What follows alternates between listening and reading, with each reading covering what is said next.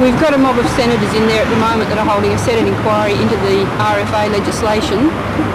The RFA legislation will actually set the RFA in cement for 20 years. At the moment it's just an agreement, but what they're trying to do is go through this sham of a process. The public have got 2 days, the public from all around Australia have to come here and say their piece over 2 days, and then the Senate inquiry here will look at that and decide that the RFA will go through and be made law. If this bill's passed, it'll be pretty much no holds barred. There'll be no accountability whatsoever. The states will be responsible for all the logging that's going on. Wood chipping will just escalate, through the roof. And it will go for as low as 9 cents a tonne, as we just recently found out that wood chips are being sold for in East Gippsland, because that's fairly competitive.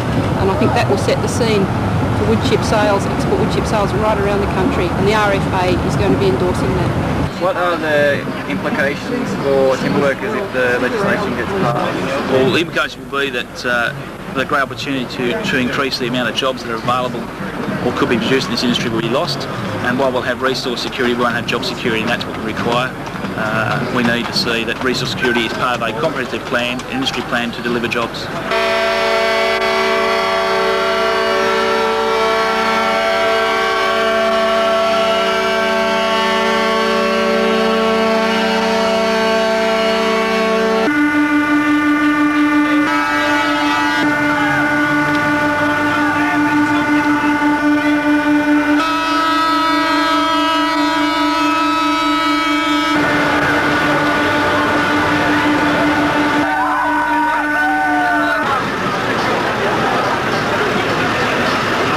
200,000 log trucks like that are carting our forest heritage to the wood chip mills and the rubbish dumps of Japan each year. That's what won't come up in this inquiry.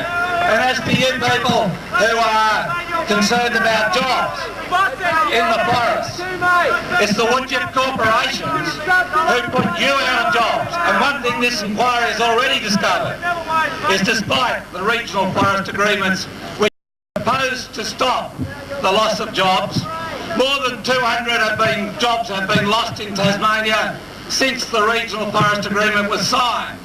And the regional forest agreement gives no protection to jobs. What it does do is give compensation to the big wood chip corporations like North in St Kilda Road who snubbed this committee. That's the same corporation which is putting large cheques into the fighting funds of the big political parties.